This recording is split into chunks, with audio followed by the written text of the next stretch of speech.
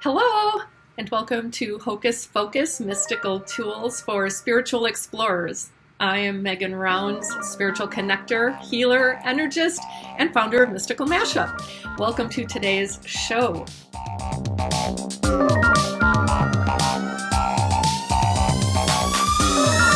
Justine Uselding is a self-professed foul-mouthed former punk rock chick who is also a practicing clinical psychologist and psychotherapist and has spent years working primarily in prisons, halfway houses, drug treatment facilities, and more recently with the sick and dying. She is also a Reiki master teacher, hypnotherapist, trained shamanic practitioner, former Catholic Third Order Carmelite, and creator-operator of the Facebook group Witch and Bitch, to which I proudly belong. She has been a professional intuitive since 2010 after years of giving private tarot, rune, and intuitive readings to friends, and she offers one-on-one intuitive consultations as well as shamanic healing practices. She has graciously agreed to offer a 15% discount using the code MysticMash for anyone who is interested in working with her. She currently resides in Denver, Colorado with her partner Tom, 18-year-old daughter Tara, and 2 rescue mutts, Queenie and Colby. Please give a sparkling cosmic welcome to Dr. Justine Uselding. Welcome, Justine. Well, thank you for having me. I'm delighted to be talking with you again. Me too. I was really thrilled that you wanted to come back on and talk about this topic in particular. It's one that I'm very interested in learning more about, and I think you have such vast knowledge of this subject that I want to get into it. All right. Well, thank you. Thank you for that.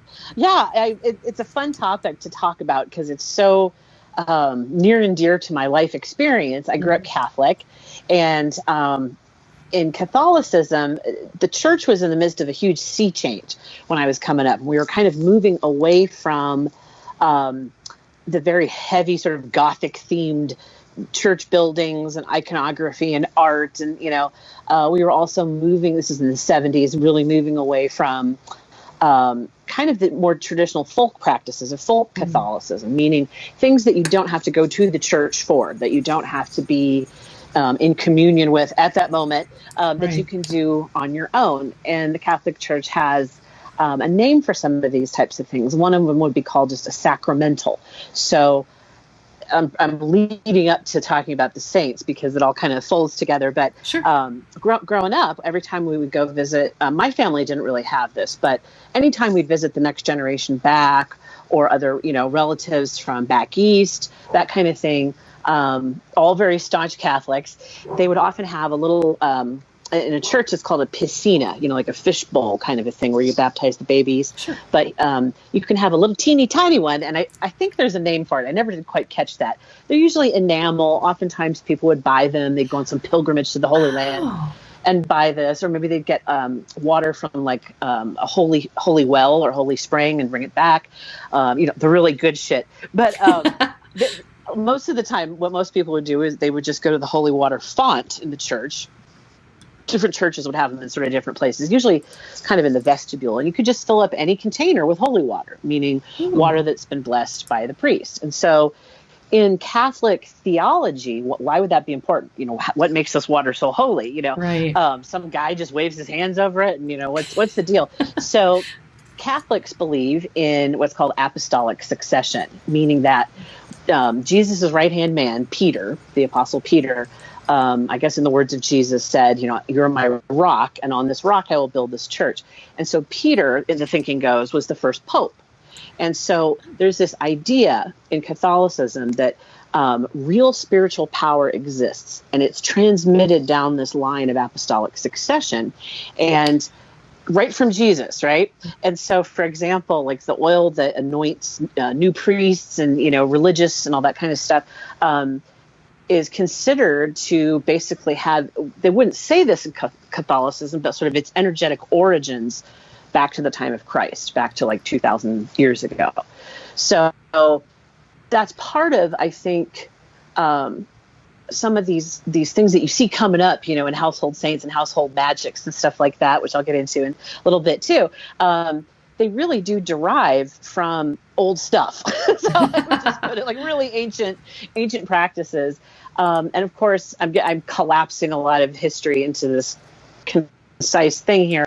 But throughout history, as the Roman Catholic Church grew and expanded and conquered and colonized and raped and pillaged, did what it did, basically, any time that they would sort of move in on a culture or a society, they would appropriate certain things that worked for them. Sure. You know, so things like holy water, burning things, you know, making offerings, and we do a lot of that in Catholicism, and we kind of deny our pagan origins and things like that. Yeah. But it really all does fold together in an interesting way. So you, in the thinking, you therefore always have access to the power of Christ, right? Because if you've got this holy water that a priest has blessed, even if he's a pedophile, I'm not going to go on that. I promise I won't talk about that. But if he does that, that is considered holy because of apostolic succession all the way back to Jesus. So it's that and intention, basically. Yes. Okay. Exactly. And so you enter into, you dip your hand in and you make the sign of the cross and you bless yourself. You can bless other objects yourself. People in Catholicism can bless each other. You can even, this is a little known fact, you can baptize other people. As long as you've got a little water, you can baptize somebody. You don't actually have to be a priest. So in an extreme circumstance, you know, of baptism, I suppose, you know, you can do that yourself because John baptized Jesus in the Bible. And so that's the thinking on that. So growing up, I was very aware that certain objects that were in my home had some kind of power to them. Now, could I language that at all? Could I describe that in a meaningful way? No, I don't think so. But that has just always been with me. You know, just this sort of general idea that while that crucifix on the wall may not in and of itself have power, your belief in that, and if it's been blessed, your belief in that apostolic succession really gives it power. And so just lots of things I'm going to talk about today kind of echo that theme. You know, it's a way of bringing the eschaton, you know, or bringing the heavens into the eschaton, you know, drawing down the energy of the heavens into earth and making it work for you. Now, that's my rather witchy interpretation of some of these things. But. Well, I have to say it really resonates with me. That's probably the clearest I've understood that as well. Yeah, not growing up Catholic, not really growing up in a strong religious foundation. These are things that have been in my peripheral because of relatives who were religious, but not so much in my immediate family. And so I never really understood how blessings came about, how you know, they could say this is holy water and things like that. Now, did I understand correctly that the apostolic succession, it's primarily a belief that one holds about that, or does it have to actually be said or determined? In the rites, in the Catholic tradition of the Mass, we always affirm that. And at some point, at a couple of different points, I think, it's acknowledged. Okay. And I think in more modern times, you know, the more progressive aspects of the church, don't worry as much about all that. They don't get quite as hung up on some of these things and taking things very, very literally. Yeah. And certainly people that, you know, that are actual like religious scholars and, you know, come from a multiplicity of perspectives, not just sort of the Catholic theologian getting paid by the Pope, you know, kind of thing. I think most of them would agree that there is a lot of, there's flex. Okay. There's a lot of flex. Well, I find that refreshing. It is. But yeah, it's changed and it's morphed just in my lifetime. You know, when I look at sort of like, well, I'll just call them for now religious tchotchkes, because I'm going to show you some tchotchkes here in just a second. Cool. But growing up, you know, how we kind of make assumptions and inferences about our world, it's just what we do as the brain is maturing. And I just assumed like everybody's grandma had a giant statue of the Virgin Mary with like palm fronds, you know, somewhere maybe in their, like their vanity mirror, you know, and that they always had a rosary and they had this and that. Like, and so I go to people's houses sometimes and be like, well, how come, well, that's weird they don't have that Jesus guy, or, you know, like that's weird they don't have a big statue of Mary. Huh. Where's St. Joseph? Where's St. Christopher? Yeah. So some of it is, it's window dressing, like with any spiritual tradition, but it's fun. And like with any sort of ritual item, Catholics get accused a lot of times of being like idolatrous and worshiping objects. And I can understand where that comes from, because we like our tchotchkes. We love our statues. We love our saints, all that kind of stuff. I'm not a practicing Catholic. I should probably say that right now, even though I was a Carmelite, tertiary, and all that good stuff. It's third orders. You don't actually have to wear an outfit or anything, but I was really into it. But I am culturally Catholic, that's just kind of how it is. And I still practice full Catholicism. So sure. I don't know what the church thinks of me, and I don't care. But can I show you some tchotchkes? Would you like to see a tchotchke? Totally. Religious tchotchke? Okay. Yes, please. Here's some fun stuff. So I talked about burning things. So if you go into a Catholic church, you will always see a side altar, and usually you will see something called the Marian altar, which is the goddess, of course. When the Catholic Church started kind of sweeping through Europe, they didn't want to give up the goddess. They did not want to relinquish that. And so the ups in the Catholic hierarchy had to figure out a way to make this work. And so you'll see that in a Catholic church, and there'll be candles over there usually. And so they look like this, just the tall novena, or in other words, 9-day candle. Yep. And I happen to be holding one of St. Jude that I got from my local Botanica down the street, which I love. And you can also get these at the grocery store. I mean, this is so accessible. If you're interested in work in this kind of magic or healing work. And so on this, in a church, you'll see these without the label. You'll just see plain ones. And usually you have to make a little donation. I can remember my grandmother's church, which my great-grandfather helped build a million years ago. Wow. They had a little box called For the Poor. Oh, yeah. So like kind of, oh, God. I vaguely remember seeing one of those at my grandmother's church as well. Yes, a little metal box there by the candles, and so that you know that they're just not pocketing your change or whatever. So you put in whatever you can afford, and you light a candle, and you let it burn down. And the idea with that is basically the same thing as in many forms of pagan worship, which probably a lot of Catholics wouldn't want to hear, but it's the same thing. You release the prayer; it goes somewhere through the process of combustion, and of course, like you wisely pointed out, your intention is everything here, where you're directing your prayer. So I'll just pick on St. Jude here for a minute. St. Jude is the patron saint of lost causes and impossible causes. When everything is bleak and dark and there's no hope in sight. Here's the prayer to St. Jude. I'll just read it real quick here. This is just an example of the kinds of things you'll see. Most holy apostle St. Jude, faithful servant and friend of Jesus, pray for me.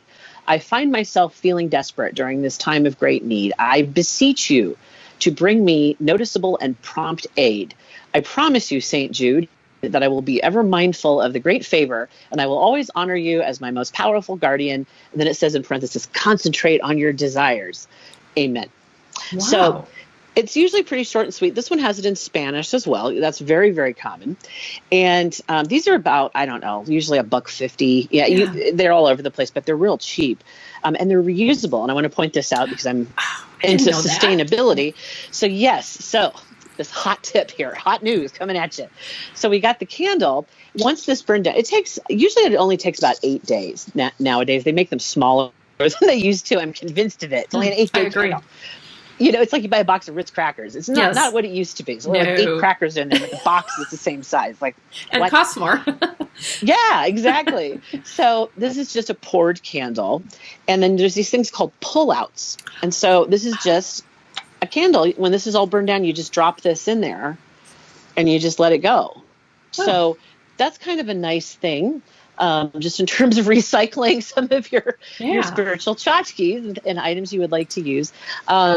The tradition of a 9-day prayer, I'm not sure exactly where that came from, but that's what novena refers to. And so in magical terms and in sort of like people that are into like spell work, casting, stuff like that, you might say that this is a form of shoaling, where it's like, all right, I'm going to do this. I'm going to set my intention for this, and it's going to burn for 9 days. And I'm going to keep saying this prayer once a day for 9 days. And I'm really concentrating on my desires, and I'm really focusing. And some things other people like to do in different traditions is dress the candle with different herbs, that correspond with their intentions and things like that.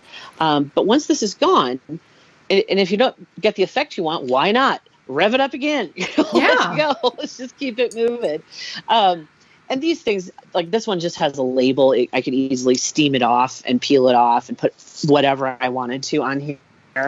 Obviously, I haven't used this one yet, but it's good to have. He's like my backup. St. Jude is like an all-around good guy, as far as I'm aware. Very cool. I'm putting them up again.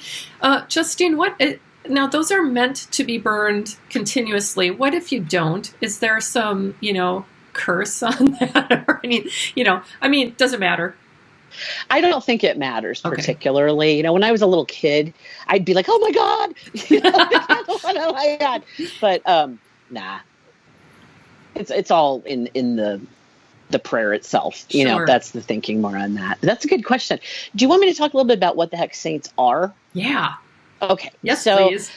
All righty. So I had to look this up prior to coming on here because I could not remember. All I knew was there's 2 miracles. In order to be considered a saint and be what's called canonized in the Catholic Church with one N in the middle, you have to have 2 miracles performed after the death of the saint. Let's see, let me go back here. But Pope Francis says now that we have 5 categories. There used to be 3 categories. So I'll read those to you. 3 categories that provided the path to sainthood. Being killed for the faith, like martyrdom. That's pretty heavy duty. Living a life heroically of Christian virtues and having a strong reputation for religious devotion.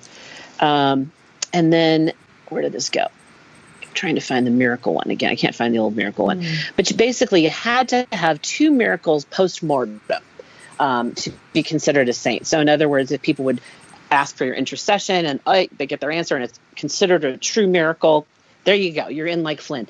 But it kind of looks like he's tightened it up a little bit here, because I think miracles can be in the eye of the beholder. Yeah. And frankly, nowadays we may or may not, the saints that sort of met the criteria, 1,000 years ago, may or may not meet the criteria of modern times, just because we know more about how the body works. We know more about science, biology, all that kind of stuff. So he's kind of filled it in a little bit. Let me see. He included something about, let's see, there must be a close relation between the offering of one's life and the premature death of the one who offers it. So he's thrown in a whole bunch of other stuff that doesn't make a whole ton of sense to me. But I think the general idea is you're a really good person. You tried to really hold to these very high ideals of Christian life and a miracle or 2.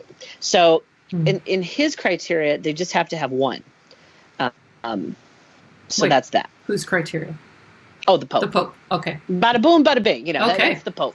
So it's kind of interesting because, this is an old idea that the Pope speaks, if he's sitting in the throne of St. Peter, in St. Peter's Basilica, in the Vatican, in Rome, yada, yada, yada. If whatever he says from that chair is considered to be ex cathedra, which means from the cathedral, and that's sort of like, there's a word for it I can't think of right now because I don't believe it, but it's like inviolable, or it's right.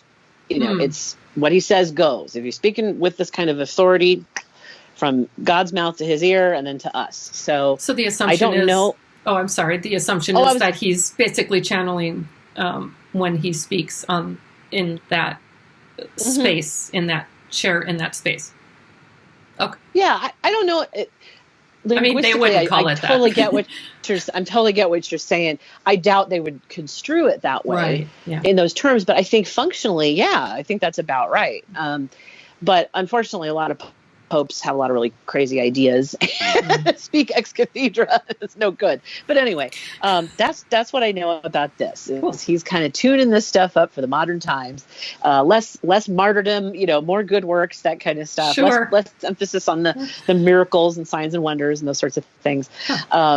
But I don't worry a whole lot about that because there haven't been a ton of new saints lately, so I don't feel like I'm missing out on too many. But that's you have to kind of jump these hurdles to be considered a saint in the Catholic Church. There are saints that were never really humans. So St. Christopher, for example, you've probably heard of him. People will talk about wearing a St. Christopher medal or medallion, and he is considered to be the patron saint. In other words, the great protector, the uber guy, the oversoul of travelers, anybody who's going on a journey, a trip, crossing the water, crossing the land, flying, boating, fishing, running, whatever modality, whatever you're doing that takes you from one point to another. And so I can't remember exactly when this was. It's probably about 10, 15 years ago. Some big research came out, from some peer-reviewed journal. This is not the guy, this is a fake saint. Oh, no. So then what do you do? What about all these miracles that have been attributed to him? What's that all about? So I believe that, it's sort of like how our belief can shape a certain amount of reality, that when we believe in something and enough people believe in it, I think in a sense it becomes real. Yeah. Like a psycho store, that like an item that everybody believes is holy and sacred. So it kind of becomes that in some fashion or another. And kind of think of it as collective consciousness in that something sense. Like that. Yes. Kind of bringing it into this world. And, so he's one I think a lot of people have heard of or, know something about. And then did you want me to go in and just talk about some other saints? Yeah, sure. Should I pause? No, I am totally soaking up what you, well, as you know, I'll interject every now and again if I have a question or so, but yeah, please keep going. Okay, this is cool. Fascinating. And if anybody else has questions, I can see your comments, so please chime in if you have questions for Justine about this topic. Yes, please do, because I'm not paying any attention to the screen whatsoever. Okay, so, pardon me. What I want to talk about next is, I talked about sacramentals, which are these little things, these little household, sort of practices you can do, like having a thing of holy water. Some people like to just burn a little stick of frankincense or something like that. But traditionally, it's the holy water.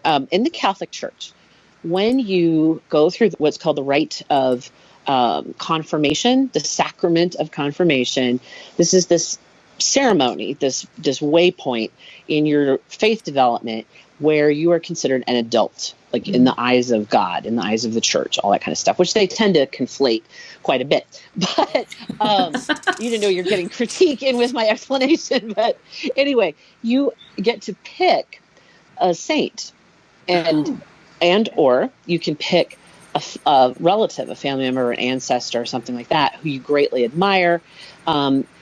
There used to be, I'm not sure if this is still in place currently, but for my whole life, at least, the Catholic naming tradition was well in place. So what that is it was just a convention of the church that says, hey, if you're going to name your kid, don't name your kid Barstool. Name your kid Bartholomew or Barry or, something like I think that's probably how it started, but I could be making that up. So the general idea was that you want to pick a name that has some kind of power, right? Sure. What does that sound like? Most cultures, indigenous cultures all over and through history have had naming ceremonies of some sort, like a rite of passage, an initiation where you are no longer who you were and now you are who you are becoming fully. So, for example, my middle name is Marie, Marie, and that's the French version of Mary. So there's lots and lots of, especially Irish Catholic girls that have that as a middle name. And Teresa is another one. Now that's my other middle name is actually Teresa, and I'll show you. She's my patron saint. Ooh. I'm trying to get this as close as I can. Bring it down just a little. There you go. Hair. Can you see that? Is it? It's a little fuzzy, but there's some glare on that. Hang on. Saint Ooh, Teresa. I'm so tech savvy. Look at that.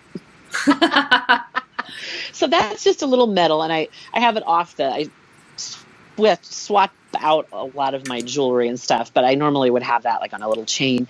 So when you are confirmed, the idea is that you're kind of emulating this person for whom you have been named, right? Yeah. And so my patron saint is Teresa of Avila. She was a famous Catholic Carmelite, and kind of swept through the order of Carmelites and like really shook things up and made some good changes and let the nuns eat meat and stuff like that. Yeah, she's way ahead of her time. Brilliant woman. She is what she's recognized as a doctor of the church, which is a term I just find fascinating. There are a few other doctors of the church, if you research some of the lives of the saints, who contributed a lot to sort of the body of spiritual experience, and whose lives and whose works especially were a testament to the power of God and through Christ. So I just thought she was really cool and she was kind of badass. And so I picked her. And a lot of people pick family names, that sort of a thing, obscure saint names. I see a lot of that nowadays. I think the tradition has kind of died off a little bit. But that was the idea, that's kind of your role model, something to aspire to in your life, whose virtues you would like to make yours. So that is Saint Teresa. That is something that any Catholic kid, if you're watching this and you're Catholic and you're like, oh, I never got a saint name, it's not too late. You can still do it. I don't know where it'll get written down, but you can always do that. And I find it interesting. I remember taking God, what the hell was this? I think it was it was either, I think it was Wicca 101 or something, 202. I took a couple classes back in the very early aughts, because I was living in a small town and I didn't know anybody, and I certainly didn't know any witchy people. I was like, well, I'll just go over here. So I take this class, and I realized I was kind of in a not so matching environment for myself, because everybody went around and introduced themselves as, Moonchild and Star Raven and, Lady Douglas. And I'm just like, what the fuck is this? I don't get this. Oh, God. Well, I'm just Justine. Do I have to have some fancy name? The Duchess? I don't know. It just it brought me up short, And of course, that's in a lot of like the older, like when I say older, I just mean like 80s and 90s witchcrafty books that were out at the time. You had to have a magical name by which spirit knows you. And sometimes the magical name is something you divulge, and sometimes it's something you don't. And you see this in a lot of different traditions. So, but I remember I was really judgy in my mind. I was sitting there, I'm like, what the am I even on this planet right now? I was like pinching myself. And then after a while, like I realized, oh, these are just like normal people. Like they're not living out this whole character or whatever, And then later, of course, well after that, I something clicked, and I was like, "Oh, this is just like taking a confirmation name." Jeez, Louise, So that was kind of a funny time for me. Well, hello, Moonchild. How are you today? Well, it's similar practices, and who would have thought? I get why now, because of the folklore aspects and what was adopted by the Catholic Church from pagan and Wicca and everything, basically. Not everything, but a lot of things. But still, I love the fact that you drew that parallel, because it is really interesting. I've seen those names, and it's like, well, how did they come about that? Well, probably a rite of passage. Now, So someone like me who has not gone through confirmation, I was baptized, but too young to have known anything about, and I don't think that they ever asked anybody to choose a name during that particular ceremony. So we can just pick our own and go for it. As long as the intention's there, it doesn't mean it makes us Catholic, but you can still embrace a saint. Absolutely. Yeah. That's my 2 cents. Or a Wiccan name too, I suppose, if you're interested. Can you combine? Yeah. Can you mash them up? Why not? Teresa Moonchild, Ravenclaw, or Ravenclaw, Moonchild, Anthony. Barstool. Yeah. Oh, that would be a mashup. Okay, no, I really do want to do Saint that. Anthony. Yeah. Oh my God, that's awesome. Yeah. You said something that made me think. You said Ravenclaw. It got me going. Harry Potter. Yeah. What the heck was it? Oh, okay. So here's another fun fact. A lot of people I think know this already, but wow, I'm like, what am I doing here? I'm like, am I still on this screen? Yes. I am. Yep. Okay. Like a sex machine. All right. So the Catholic Church, the liturgical calendar. I told you I was on muscle relaxers. I know. I'm loving this. Just slightly gorked. So the liturgical calendar in the Catholic Church is based on the pagan lunar calendar. Yeah. Right? Yeah. So I was an altar girl. And let me tell you something. I was a pretty good altar girl, man. I worked that book. I was the book bearer. I was the candle bearer. I was the pinch hitter. I did it all. My church was very progressive, and they allowed girls to be altar servers because I grew up in a college town, and that's not the case everywhere. It varies a lot parish by parish. So anyway, I just remember one day holding, kind of reading upside down while the priest is reading, and I'm kind of standing there holding the book. And I'm like, fifth Sunday in ordinary time, what, eighth Sunday, and what, I'm like, what is this? So, and then seventh full moon after New Year's, like, what is that? So I go and I talk to my mom. I'm making those things up, by the way. And she's like, oh yeah, well, that's how it is. That's why Easter is a different date each year, because it varies with the lunar calendar. So that was kind of a mind blower at the time. Something that's not promoted very often. I agree with you, especially like when I see, what is that channel? I used to watch it sometimes in graduate school. It's not ESPN, EWTN, is sort of this right-wing evangelically incorrect branch of I don't know what, part of the militant arm of the Catholic Church. I don't know. They have some characters on there, but you'd hear them every once in a while going off on how terrible it is to use divination, and how terrible it is to pay attention to the pagan ways and things like that. And I'm like, what? You look no further than your own nose, because that's what this stuff is based. It lies on top of it. Every civilization kind of has its next, layer and stuff. What else was I going to say? And I think I was done with that part of the topic. Should I move on to the next? Sure. So other household saints. So we got Saint Teresa, we got Saint Jude. I'm going to move on to my buddy Ben. This is a Saint Benedict medal, and this is, I think you can see that more or less. Okay. Yeah. This is the front. That's the crucifix in front of that round medal. And then on the back, this is the back. Oh. And oftentimes that medal, because that's just one thing sort of wedged in there, is worn. And check this out. See, I love tchotchkes. I cannot get enough tchotchkes. Look at this. Oh, wow. Isn't that wild? That is super cool. And it's just a conventional rosary. Like, it has the Saint Benedict medal right there at the scapular, whatever. And it has it repeated again on the Our Father beads.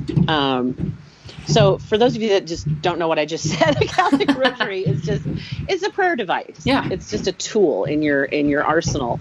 And it's, you start off and you say specific prayers, and they will vary according to day of the week. Sometimes there's the joyful mysteries, the sorrowful mysteries. There's all these aspects of the life of Christ.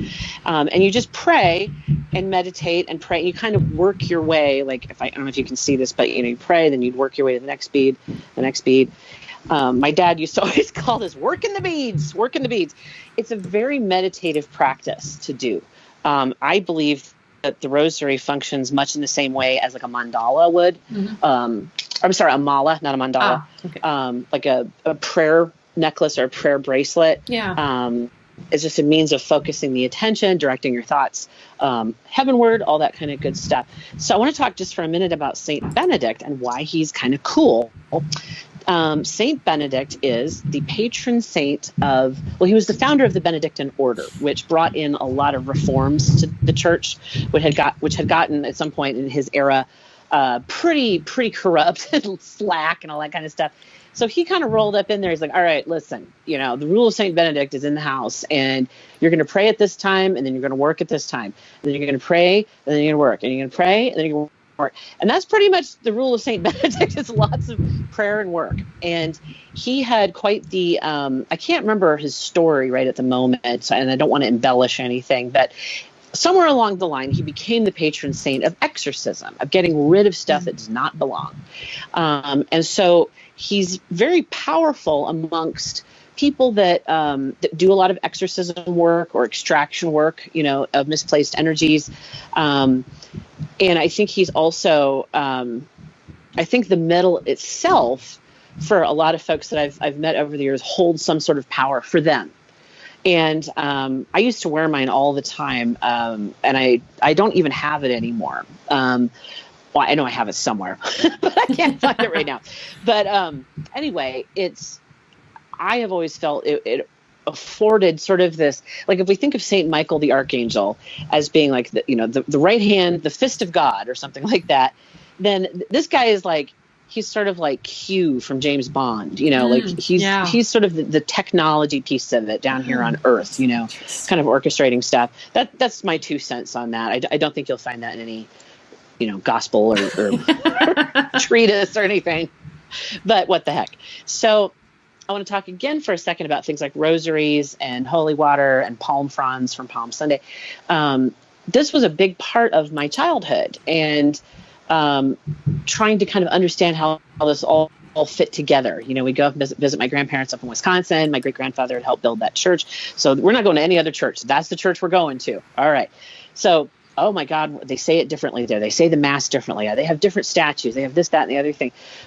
The interesting thing about Catholicism is, even though the opticals can be different, even though some churches will have altar servers, some churches will have only boys, some churches will have very fussy, rigid, uptight priests, some won't. The Mass, the structure of the Mass is the same, identical everywhere you go. So I think that is something that in and of itself has some power for people, because it's familiar, it's comforting. No matter where you are in the world, you hop into a Catholic church, you're going to hear similar stuff to what you heard 20 years ago, 40 years ago, all that kind of stuff. And I think that it's also part and parcel of the problem with the Catholic Church is that nothing's evolved. Nothing's changed that much. It's kind of a double-edged sword.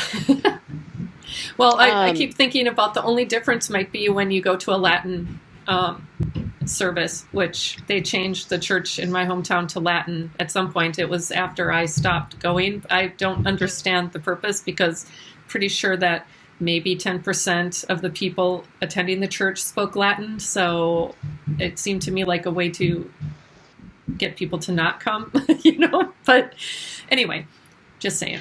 My hot take on that is that there has been a resurgence of conservatism in the Catholic Church in the last probably 25 years or so towards that. Let's go backwards. Let's go back to the Latin Mass. Let's all have 800 kids, and interesting. The thing I find fascinating, I didn't grow up in that Latin Mass structure. That change happened, I want to say it was the year I was born, like 69 at some point, but the priest would always have his back to the congregation, and he'd be facing the altar.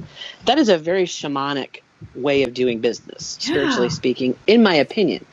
In sort of classical shamanism, if there is such a thing, and I'm not sure there is, but if there is, the shaman, the practitioner, oftentimes wears a mask over the eyes, because there's this idea that to look into that person's eyes while they are entranced might be too much, might be overwhelming, something bad might happen, and or might distract the shaman or the shamanic practitioner from what they're doing.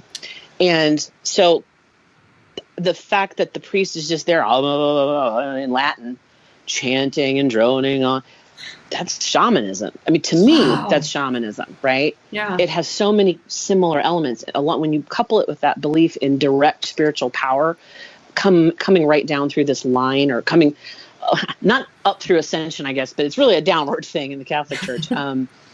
It makes a lot of sense why it's powerful for people. Those experiences are very powerful. When you can remove the human presence, who's directing this stuff, whether it's by turning the back or speaking in another language, dead language, or putting a mask on, or some headdress or something like that, changing their appearance so that they're no longer them. I think that's very powerful for people, so that they then can have their own experience with Source, with God, with Goddess, all that good stuff. Now I want to go to one. I won't understand anything they're saying. I'll feel the energy. It'll be really interesting. It'll be interesting, all right. I'm very biased. I don't know if you picked up on that. Not at all. Not at all. It's so subtle, I know. I have a gift. I have a true gift for that. Oh, my God. Well, let's talk a little bit. How are we doing for time? Oh, we're good. We still have over 15 minutes, but we can go a little long if we need to. Okay. Well, I would just like to introduce everybody. I have... So this is my sort of idiosyncratic approach to working with the saints. I like to combine traditions a little bit. And this is kind of, I think, at the heart of folk Catholicism, is work with what you have, and don't be afraid to mix it up a little bit, like to cross the streams, sort of in the Star Wars sense. So I went through this, I don't know if I should call it a phase, but it was probably a phase, where I was so fascinated with like anything that felt powerful and protective. Like I think I've mentioned I worked in prison and stuff, so that always comes in handy. And so I started really getting fascinated by the images of saints who are shown, like Saint Martha here. I don't know if you can see this. Yep, you can see there's a dragon. Oh, that's what that is. Okay, yep, now I can see it. Pull it back just a little bit. There you go. Can you see it okay? Yeah. Yeah, now you can see it. That's neat. So it's like, this is just a cheap resin figure I think I got at my local church goods store. Mm-hmm. And Saint Martha, obviously, she's got it going on here. I don't know if you can see, but she's got like a dagger in that hand. Oh, yeah. Right there. Yep. And she's got a little bowl, and I can't remember what she kept in that. If it was incense, it was some sort of offering. But she's generally depicted slaying the dragon.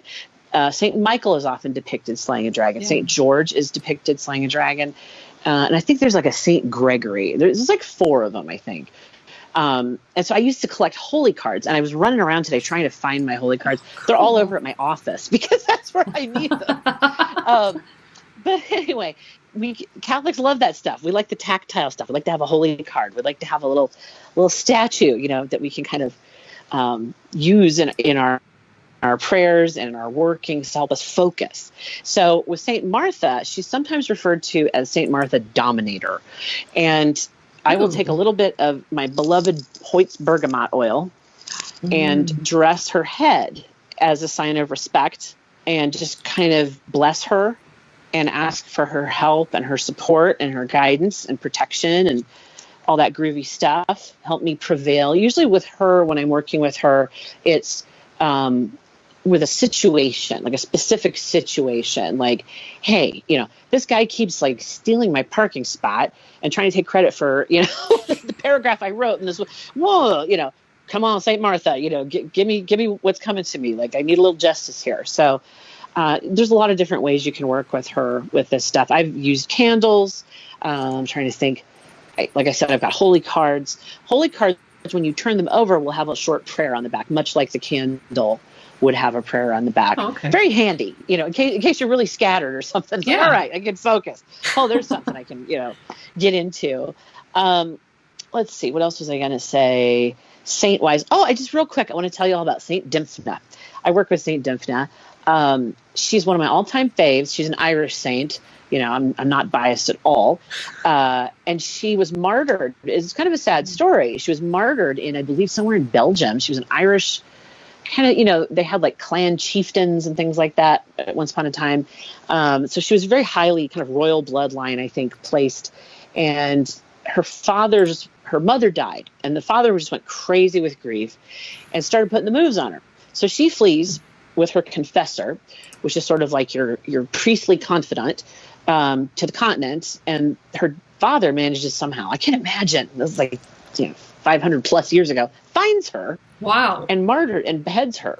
And so where she fell, there's a church in it's not Brussels, it's somewhere in Belgium, dedicated to her. And it is said that whenever you step over the lintel, or not the lintel, but you know what I mean, the threshold, that if you suffer from any sort of nervous disorder or affliction, which nowadays we would just call a mood disorder or something like that, depression, anxiety, a little psychosis, is the garden variety, and even the really tough stuff too, that you would be healed or you would experience a sort of a lifting of your symptoms. Wow. And so I just thought that was the coolest thing when I found out about her, that there's a particular saint just for mental illness. And so she's been in my office with me for, I think I've had that holy card. It's laminated, highly recommend. And it has a medal in it, double whammy. I've had that in my office since like the 90s, since like 1993 or 4, or wherever I was working. I'd find a way, even if I had to share an office, of tucking it like in the door frame, it's just kind of surreptitiously. I always try to keep it somewhere around the door. Well, sure. That makes total sense. I figured I'm going to stack the odds, like life is hard enough, and it's hard enough to get shit done as a mental health provider with insurance and all that stuff. So I'll take all the help I can get. Yeah. So she's one of my all-time faves. I really like working with her. Wow, that is so cool. Well, and I like, I don't, okay, I'm going to say this, but it sounds silly in my head. Does it, are there instructions like how to, because it sounds to me like question. You took the card, you put it around the door because it makes sense to do that. But do they advise it? Is there some kind of thing that says this is what you should do to invoke or, bring them in or work with them, or we just... That's a really good question. And again, it goes back to the folk aspect of it, that there's no hierarchy with this stuff to tell you exactly what you need to do with your holy card or your little statue or your etc. So it's up to you to configure that, as you wish. Mm-hmm. And I find that very liberating and very freeing. And at the same time, it is a little bit daunting because you're like, oh, is there some other thing I forgot? Am I supposed to make an offering? But I go with mileage. I go with results. So if I'm doing something, I'm praying for something and I'm doing, and it works, I'm sticking with it. I'm very pragmatic. I'm not going to stand on ceremony. But it also, I suspect, like in my case, just growing up sort of marinating, in that old school Catholicism. And then later being a tertiary, I feel like I probably just absorbed it by osmosis, to be honest with you. It just feels right to put that card there. And it just feels right to have St. Michael facing that direction or, stuff like that. But that's a great question. Well, it seems to me that my experience, at least with the Catholic Church, is that there are a lot of rules and, like rituals and things. So it's surprising to me to hear that there's actually some latitude with how you work with the saints. Yes, there's quite a bit of latitude. And that's where I can still, it allows me to still keep sort of the stuff that works for me, in the Catholic faith, and just leave the rest, the whatever doesn't work, What was I going to ask you about? Catholic Church. Oh, the fact that there aren't rules, particularly. I mean, I'm sure there are, but have you ever, who Dr. Clarissa Pinkola Estes is? She wrote Women Who Run with the Wolves. I babble about her quite a bit. Okay. I love her stuff. She's a Jungian analyst. And so I think she's also a clinical psychologist. So she's got this really cool way of looking at the world. She has this very mystical side. And she talks about, in her writings, the church beneath the church. And so in a lot, and there's at least a couple meanings for that. So like in the olden days, and probably into the modern era, it wasn't at all uncommon to have the big formal church upstairs that's been consecrated, dedicated specifically as the church, and then to have the downstairs chapel, sometimes it would be called.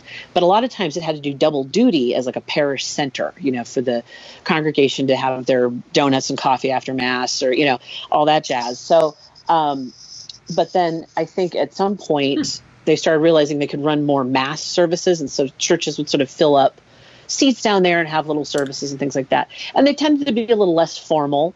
That would be also where just general prayer groups would be held, scriptural studies, quilt making, all that jazz. And she says, she's so eloquent, I can't hold a candle to this, but like that's where her heart is. It's like, that's where it's at. It's in the connection with people.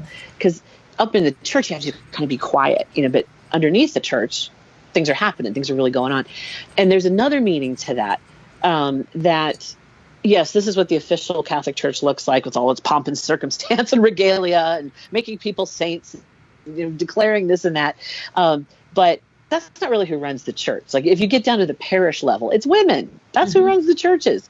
I defy anybody to find a single parish that's run by men only. And so it refers to kind of that hidden aspect of feminine power, of secret abilities and, stuff like that. I'm probably making it sound a little more woo than it is, but I just love that idea, the church beneath the church. It's slightly subversive, Yeah. Well, that is such a cool way to look at that. And just even the church beneath the church, now that you mention it, there are many, many times in different churches, whether Catholic or not, where they have had that church beneath the church. And I love the thought of that as another even though that's not exactly how you said it, but a spiritual experience and a way to connect another with other option. people. Yeah. I always loved Really going to the interesting. downstairs church growing up, because even though it wasn't where I lived, it was usually places we go to on vacation, or, you know, some relatives or something, go to this one church. It always had like this crazy linoleum boom boom room flooring, you know, and it just, the energy is just different. They would have full masses down there. They wouldn't have like big baptisms and weddings and everything, but it was just totally different, more human, you know. Well, you learn a lot more about the environment, the culture too, there than you do in the actual service, in my view. That's right. That's right. So that's part of this whole stuff, you know? Yeah. These are so cool. I want to hear so much more about this. You know, we have like, I don't know, 7 minutes or so left, but I think that maybe we can consider doing this again, because, you know, I think you're just skimming the surface, and it sounds to me like, it's like, okay. Well, I guess one question is, now you mentioned some things you can do, like the prayer and the candles and things, but what are the most common ways, maybe besides that, or maybe a little deeper in that, how you bring them in? You know, if you're somebody who's not well versed in the religious aspects, but still want to work with the saints, how do you do it? Great question. So first off, this is so shamanic, it just blows my mind sometimes. They're already here. Oh, good. Okay. You know, it's like they're already here. We just have to release our objections to seeing them, to experiencing them, to working with them. And so it's kind of like, you know, awakening to their presence. You know, that's kind of how I was always taught. Like, they're there. They're going to do shit for you. But you have to just come with a good heart. You have to come with an open heart, good intentions, stuff like that. The huge, but that's really where it's at, is in just saying, hello, St. Anthony, I lost my watch in the backyard. Please come around. Dear St. Anthony, please come around. Something's been lost that can't be found. Ooh. You know, so that's an example of a folk Catholic prayer, you know. And some people would say, oh, you got to repeat it 3 times, or, oh, there's some magical formula 9 times, or, you know. It's crazy, but I lost my train of thought slightly. What I was talking about was the general, like, what am I trying to say, Megan? Well, we were talking about how to bring them in for the layperson, you know. Oh, thank God. I think that's what we were. Muscle relaxer city coming right up. Ooh. Oh God. I don't even know if I'm sitting up straight or not. Okay. No one will know. So they're already here, and so all you need to do, the way I was taught. This is so funny. Way back in one of my gazillion Sunday school classes I attended, I remember some kid talking about, because we were talking about the sign of the cross, and he was kind of liking sci-fi, and he's like, is this like on Star Trek when Uhura opens a hailing frequency? I was like, yeah, I like that. So that has always remained with me. I was a total write-off as a Sunday school participant, but I like that idea so much. So that's kind of how I sort of think of it. It's like, beep, beep, beep, beep, beep, beep. Prepare to copy. So here we go. Speaking through the spirit box or the radio, or, you know, whatever we're doing these days. But that's just kind of how I do it. It's just like, hey. Very cool. I mean, I'm very informal. Well, sure. And then other things to welcome their presence in your life is to just, you know, light candles for them, to say prayers for their intercession on your behalf. And it doesn't have to be Catholic. It can just be like, oh, this is so funny. Dear Saint Anne, get me a man. That's another full Catholic kind of a thing. You don't have to go through all the gyrations about, dear Lord, you know, if it please you, would you see fit to bestow upon me a suitable partner? Amen. You know, you don't have to go through all of these gyrations. Dear Saint Anne, get me a man. Yeah, just cut to the chase, right? That's awesome. And one quick thing, and I'll wrap it up, is that I love about working with the saints is that aspect. So many of them, most of them, if not, now I guess it's not every single one, have been human and lived human lives and have struggled in human ways with things. And still, you know, not that I recommend anybody ever get martyred, but they had a deeply enough held belief that they lost their life for it. I mean, that's powerful stuff right there, in my opinion. Yeah. And so I enjoy working with them. They don't usually sort of come in my experience, as judgy or haughty or, and any of that kind of stuff. Very helpful, very compassionate towards the human blunders that we make and, things like that. So that's the cool piece of it. Very accessible ways of reaching to the divine. Well, and I have two other questions, and I know that this will probably require a longer answer, but the first one is how do some become archangels, like Michael? Are they the same? No.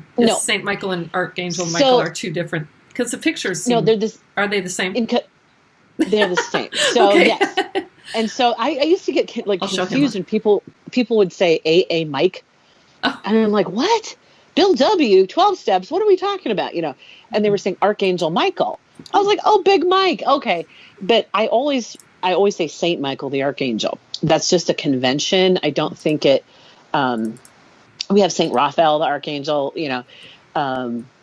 but for some reason we always say the angel Gabriel. We don't usually refer to Archangel Gabriel. I don't know why.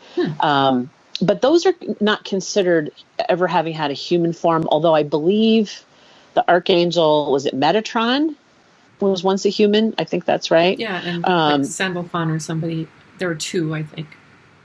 I think that's right. Sort of the lesser known, from that realm of existence. But from what I was taught, the archangels really are sort of direct messengers to God, and have always existed in that realm, versus having the human existence. But yeah, saint is just that's just adding sort of like, instead of saying our Savior Jesus Christ, it'd be like saying our most excellent Savior Jesus Christ. Just adding emphasis. Awesome. So the only other question I had is around if people wanted to learn more, or do you have go-to places you go to learn more about them, or where do you find holy cards? Oh, okay. So great question. As far as finding books on saints, I think the classic tome is just called The Lives of the Saints, and I cannot remember who put it together. You can find the stuff that you'll find, like, let's say you go to a Catholic church goods store or something like that. The information that you'll find about the saints is going to be heavily slanted towards Catholic doctrine. And that's cool. Like, I think it's important to kind of understand some of the history around these beings.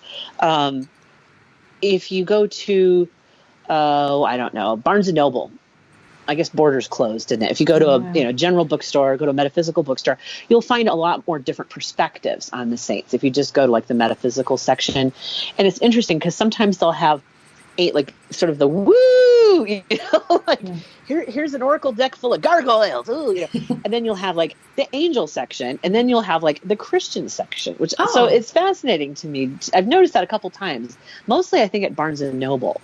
Like, that's funky, Yeah, I think it's kind of cool.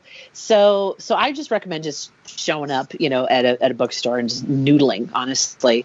The deal with the cards is you'll find those probably most easily at like just a church goods store, like a Catholic church goods store should have just tons and tons of them. You can also find a lot of the stuff I've been talking about in like a local botanica, which has like a lot of not just the stuff we were looking at, but like floor washes, like, to get out the ick in your home, sort of the bad energy and stuff like that. And so you can find those there usually in a botanica because that's a lot of folk Catholicism going on in there. And what was the other thing I was going to mention? Oh, Lucky Mojo Curio Company sells a lot of this kind of stuff. In fact, I think I got my bergamot oil. Yeah. From Lucky Mojo. Okay. So that's a really good resource. Yeah. They've got like everything. And you can also they've got like some of the most obscure, like there's a saint that's sort of like the patron saint of the occult. Okay. Yeah. I can't remember which one he is though. Let me look that up real quick. But yeah, there's just so much fascinating stuff. it's sort of like this never-ending supply of saints. There's a saint for your television set. Do I remember who that is? No. Okay, saint. Well, someone had mentioned that Saint Germain is the saint for technology, and so I call Saint Germain in every time I go live, but especially during Mercury retrograde. Oh, that sounds like a really good idea. What was I looking up again? Not Saint Michael. The saint of the occult, the patron saint of the occult. Oh, thank you. I am not good at this divided attention thing on this muscle relaxer. I'm supposed to be here, and I'm over there. Oh, yeah, I think you're doing a wonderful job. Oh, Cyprian. Thank you. Cyprian. Thank you. Saint Cyprian. He's the guy. He's the guy. That's really interesting. There's just so much fascinating. I know. It's like, wait a minute, are you sure about this Catholic Church? I don't know. So yeah. Everybody needs a patron saint. Exactly. I think it's kind of fun. But yeah, that's my stuff there. Wow. Thank you. This was just an incredible amount of information and just really interesting and fascinating. I so appreciate your sharing it with us and the stories behind it. And your knowledge and wisdom about it just blows me away. I'd love to have you on again and maybe do a part 2, because I know that there are some of the more obscure ones that I think would be really of interest to many of the people in this group and yours. Cool. And nice. But so I will be sharing this replay soon, but then it may take me a little more time, but I'm going to go through and try to create some show notes for this, because there's just so much information that then people can look at it in, like a PDF or something. So give me a little time, but yeah, that's because I want that for me too. I think this is just, awesome stuff that I want to apply. So thank you. I love it. It's so fun to talk about.